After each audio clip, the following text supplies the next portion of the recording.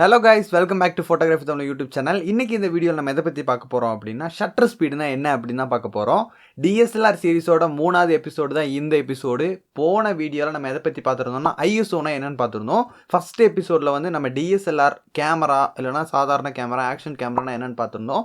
So இந்த ரெண்டு video லிங்க்கும் டிஸ்கிரிப்ஷன்ல கொடுக்கறேன், மறக்காம செக் பண்ணிக்கோங்க. இந்த வீடியோல ஷட்டர் ஸ்பீடுனா என்னன்னு தெரிஞ்சுக்கலாம் வாங்க.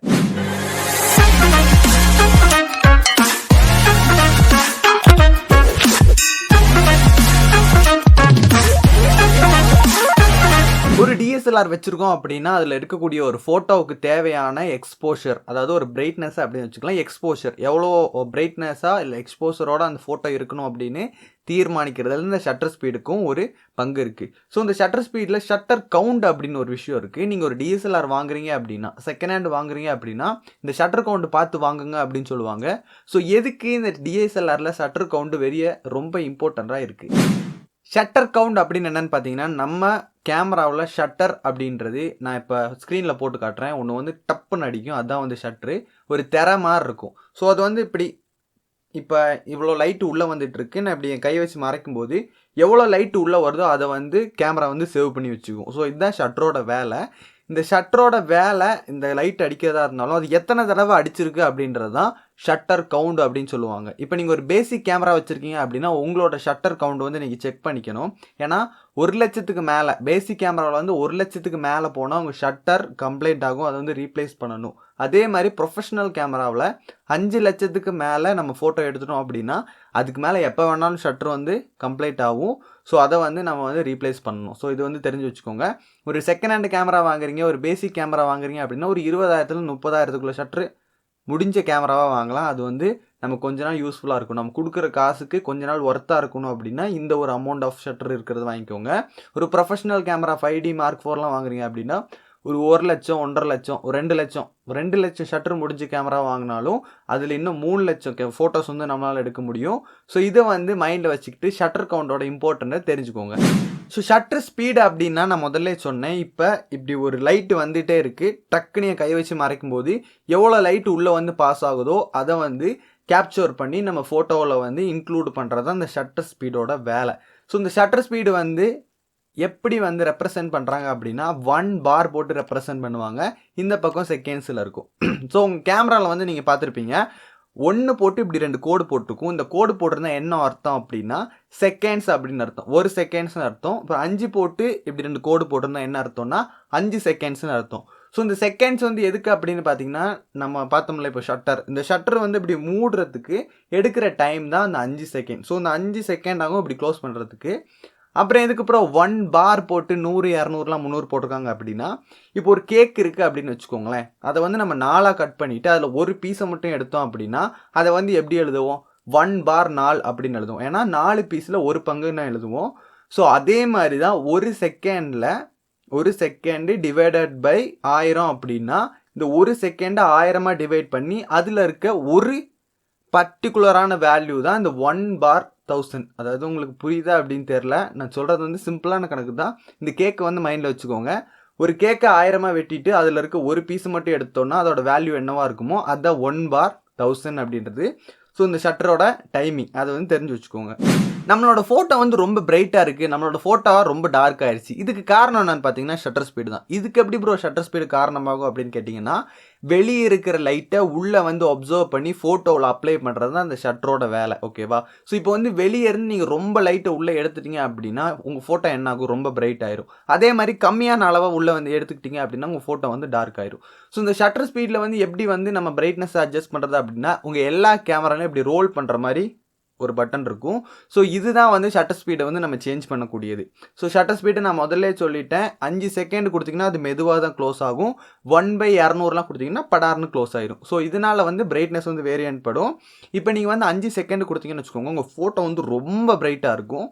அதே மாதிரி 1/1000 2000 4000லாம் கொடுத்தீங்க அப்படின்னா ரொம்ப டார்க்காக இருக்கும். ஸோ இதை வந்து எப்படி மேனேஜ் பண்ணுறது அப்படின்னு ஸ்க்ரீனில் நான் ஒரு பிக்சர் போட்டிருக்கேன். இந்த பிக்சரை பார்த்தாலே உங்களுக்கு புரியும். ஸோ இப்போ வந்து இந்த பக்கம் பார்த்தீங்கன்னா நம்பராக போட்டிருக்கு, 2 3 4ன்னு போட்டிருக்கு. ஸோ இது பக்கம் பார்த்தீங்கன்னா ரொம்ப பிரைட்னஸ் காட்டியிருக்காங்க. ஏன் அப்படின்னா இந்த ஷட்டர் க்ளோஸ் ஆகிற டைமில் ரொம்ப லைட் உள்ளே வரும். ரொம்ப லைட் உள்ளே வந்து அப்ளை ஆகும்போது நம்ம ஃபோட்டோ வந்து பிரைட்டாக இருக்கும். அதுவே இந்த பக்கம் பார்த்தீங்க அப்படின்னா டார்க் சைடாக போட்டிருக்காங்க. ஸோ ஷட்ரு வந்து இந்த பக்கம் வந்து கூட என்ன ஆகுனா 1 பார் அந்த டைமில் கூடிக்கிட்டே போகும்போது என்ன ஆகுனா ஃபோட்டோ வந்து டார்க் ஆகிட்டே போகும். ஸோ வந்து இது வந்து பிரைட்னஸ்க்கானது. ஷார்பனுக்கானது ரெண்டாவதாக பார்த்துக்கலாம். ஸோ இப்போ வந்து ஷட்டர் ஸ்பீடுனால ஃபோட்டோ பிரைட் ஆகுதா டார்க் ஆகுதா அப்படின்னு தெரிஞ்சுக்கலாம்.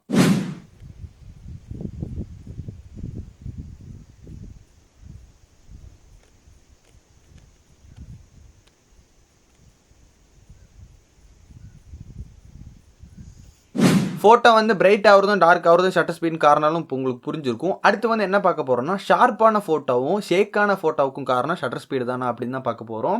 ஸோ ஷார்ப்பான ஃபோட்டோ எடுக்கணும் அப்படின்னா ரொம்ப ஸ்பீடாக ஃபோட்டோ எடுத்தால் மட்டும்தான் அந்த ஆப்ஜெக்ட் ஆர் சப்ஜெக்ட் வந்து ஷார்ப்பாக இருக்கும்.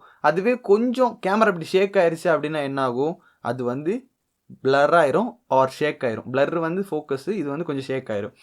ஸோ எப்படி வந்து நம்ம வந்து கரெக்டான ஷார்ப்பான ஒரு ஃபோட்டோ வந்து எடுக்கிறது அப்படின்னா ஸ்க்ரீனில் வந்து ஒரு ஃபோட்டோ வந்துருக்கும்.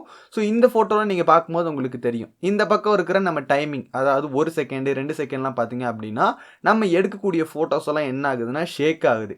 அதே மாதிரி இந்த பக்கம் 1 பார் போட்டு எடுக்கும்போது என்ன ஆகுது, ஃபோட்டோ வந்து கொஞ்சம் கொஞ்சமாக ஷார்ப்பன் வந்து கூடிக்கிட்டே இருக்குது. ஸோ ஷட்டர் ஸ்பீடு காரணமாக நீங்கள் ஒரு ஃபோட்டோ வந்து ஷேக் பண்ணுறீங்க அப்படின்னா, ஒரு ஃபோட்டோ வந்து நீங்கள் எடுக்கும்போது ஷேக் ஆயிடுச்சு அப்படின்னா ஷட்டர் ஸ்பீடை வந்து இன்க்ரீஸ் பண்ணுங்கள். போன வீடியோவில் வந்து நான் ஐஎஸ்ஓ பற்றி போட்டிருந்தேன். ஸோ இந்த ஐஎஸ்ஓ வந்து எதுக்கு அப்படின்னா வெளிச்சமே இல்லாத இடத்துல ஒரு இடத்துல வந்து வெளிச்சத்தை இன்க்ரீஸ் பண்ணுறதுக்கு தான் இந்த ஐஎஸ்ஓ வரைஞ்சி. ஸோ நீங்கள் ஒரு வெளிச்சமே இல்லாத இடத்துல நீங்கள் ஒரு ஷட்டர் ஸ்பீடு ஒரு 200 போட்டு எடுக்கிறீங்க அப்படின்னா ஐஎஸ்ஓ வந்து கொஞ்சம் இன்க்ரீஸ் பண்ணி ஒரு சூப்பரான குவாலிட்டியில் வந்து நல்ல பிரைட்டனில் நல்ல ஷார்ப்பான ஃபோட்டோஸ் வந்து நீங்கள் எடுக்கலாம். சரி ப்ரோ, அப்போ நீங்கள் சொல்கிற மாதிரியே பண்ணலாம். ஆனால் வந்து இந்த shutter speed higher shutter speed கொடுத்துருக்காங்க. ஆனால் இந்த லோவர் ஷட்டர் ஸ்பீடு எது கொடுத்துருக்காங்க அப்படின்னு கேட்டிங்கன்னா, நீங்கள் ஸ்க்ரீனில் பார்த்துட்டு இருக்க இந்த மாதிரி லேண்ட்ஸ்கேப் ஃபோட்டோஸ் எடுக்கிறதுக்கும், அது மட்டும் இல்லாமல் இந்த பின்னாடி ரவுண்டாக இருக்கும் கலர் லைட்லாம் வச்சு ஃபோட்டோ எடுத்துருப்பாங்க பார்த்தீங்களா, இதெல்லாம் வந்து ஸ்லோ ஷட்டர் ஸ்பீடு ஃபோட்டோகிராஃபி அப்படின்னு சொல்லுவாங்க. இதை பற்றி டீட்டெயிலாக வந்து நம்ம கேமரா சீரீஸ்லேயே நெக்ஸ்ட் நான் வர வீடியோஸ்லாம் போட்டுட்ருக்கேன். ஸோ இப்போ வந்து இந்த ஷட்டர் ஸ்பீடு காரணமாக தான் இந்த மாதிரி ஃபோட்டோஸ்லாம் எடுக்க முடியும்னு வந்து நீங்கள் தெரிஞ்சு வச்சுக்கோங்க. அப்புறம் வந்து இந்த ஃபாஸ்ட் ஷட்டர் ஸ்பீடு எதுக்குன்னு பார்த்தீங்கன்னா, பேர்டெல்லாம் ஃபோட்டோ எடுக்கிறோம், அதாவது பறவைகள்லாம் ஃபோட்டோ எடுக்கிறோம் அப்படின்னு பார்த்தீங்கன்னா கச்சக் அப்படின்னு எடுக்கணும். அந்த பறவை டக்குன்னு ரெக்கை விரிக்கும் போது நம்ம ஃபோட்டோ எடுக்கணும் அப்படின்னு நினச்சோம்னா அதுக்கு வந்து நம்ம ஃபாஸ்ட்டான ஷட்டர் ஸ்பீடு வந்து தேவை. ஸோ வந்து என்ன அப்படின்னு பார்த்தீங்கன்னா, ஃபாஸ்ட்டான ஷட்டர் ஸ்பீடு இருந்தால் மட்டும்தான் நிறையா ஃபோட்டோஸ் வந்து நம்மளால் எடுக்க முடியும். நிறையா ஃபோட்டோஸ் மீன்ஸ் படபடான்னு எடுக்கும்போது அந்த ஷார்ப்பான ஒரு ஃபோட்டோஸ் நம்மளால் வந்து எடுக்க முடியும். அதுக்கு வந்து ஃபாஸ்ட் ஷட்டர் ஸ்பீடு தான் நமக்கு தேவை. ஸோ இப்போ வந்து ஷட்டர் ஸ்பீடு வந்து நீங்கள் தெரிஞ்சிருக்கும். நிறையா பேருக்கு ஒரு டவுட் தோணியிருக்கும். அப்போ இந்த கடன்னு அடிச்சுக்கிட்டே இருக்கிறதுக்கு அதுக்கு ஷட்டர் ஸ்பீடு தானே ப்ரோ வேலை செய்யும் அப்படின்னு கேட்டிங்கன்னா, அது வந்து கிடையாது. அது வந்து ஷூட் மோட் அப்படின்னு ஒரு மோட் இருக்குது. ஷூட் மோடில் வந்து சிங்கிளாக ஒரு ஃபோட்டோ எடுக்கணுமா, இல்லைனா வந்து நம்ம மல்டிப்ளாக நிறையா ஃபோட்டோஸ் எடுத்துக்கிட்டே போகணுமா, இல்லை டைமர் வச்சு எடுக்கணுமா அப்படின்னு இருக்கும். ஸோ அதை பற்றி நான் ஒரு தனியாக வீடியோ போடுறேன். இப்போ வந்து உங்களுக்கு சிம்பிளாக வந்து ஒரு ரீகேப் மட்டும் பண்ணிடுறேன். ஷட்டர் ஸ்பீடு அப்படின்னா ஃபோட்டோ வந்து பிரைட்னஸ் கூட்டவும் செய்யும் குறைக்கவும் செய்யும். அது வந்து வெளியே இருக்க லைட் சோர்ஸை உள்ளே கொண்டு வந்து தான் ஃபோட்டோவோட பிரைட்னஸை கூட்டவும் குறைக்கவும் செய்யும். நம்ம தான் மெஷர் பண்ணோம். அதே மாதிரி ஷட்டர் ஸ்பீடு 1 பாருக்கு மேலே போய்கிட்டே இருந்துச்சுன்னா ஃபோட்டோ வந்து ஷார்ப்பாக இருந்துக்கிட்டே இருக்கும். அதே மாதிரி 1 செகண்ட் 2 செகண்ட் இருந்துச்சுன்னா ஃபோட்டோ வந்து ஷேக் ஆகிட்டே இருக்கும். அடுத்து வந்து என்ன பார்த்தோம் அப்படின்னா, லோ ஷட்டர் ஸ்பீடை வச்சு நம்மளால் பியூட்டிஃபுல்லான க்ரியேட்டிவான ஃபோட்டோஸ் வந்து எடுக்க முடியும். ஸோ இதுக்கெல்லாம் இந்த மாதிரி ஃபோட்டோஸ்க்கெல்லாம் காரணம் என்ன பார்த்தீங்கன்னா லோ ஷட்டர் ஸ்பீடு தான். இதை பற்றி நான் நெக்ஸ்ட் ஒரு டீட்டெயிலான வீடியோ போடுறேன். அது வரைக்கும் கொஞ்சம் வெயிட் பண்ணுங்கள். ஸோ இந்த 3 விஷயத்தையும் வந்து நீங்கள் மைண்டில் செட் பண்ணிக்கோங்க. அது மட்டும் இல்லாமல் ஷட்டர் ஸ்பீடை வந்து நான் ரொம்ப கம்மி பண்ணி ஷேக்கான ஃபோட்டோஸ் எடுக்கக்கூடாது. நல்ல ஷார்ப்பான ஃபோட்டோஸ் எடுக்கணும். ஆனால் லைட்டும் இல்லைன்னு நினச்சிங்க அப்படின்னா ஒரு ஷட்டர் ஸ்பீடு 200 வச்சுக்கிட்டு உங்களோட ஐஎஸ்ஓ வேல்யூ வந்து இன்க்ரீஸ் பண்ணிங்க அப்படின்னா சூப்பரான பியூட்டிஃபுல்லான ஃபோட்டோஸ் வந்து எடுக்க முடியும். ஸோ இந்த விஷயம் வந்து உங்களுக்கு புரிஞ்சிருக்கும்னு நம்புகிறேன். அதனால் மறக்காமல் நம்ம சேனலை சப்ஸ்கிரைப் பண்ணிடுங்க, லைக் பண்ணிடுங்க. இந்த வீடியோவில் ஏதாவது டவுட் இருந்தால் மறக்காமல் கமெண்ட் பண்ணுங்கள். இந்த எபிசோடெல்லாம் முடிஞ்சதுக்கப்புறம் உங்களோட கொஸ்டின்கெல்லாம் ஆன்சர் பண்ணுற மாதிரி ஒரு வீடியோ வந்து போடுறேன்.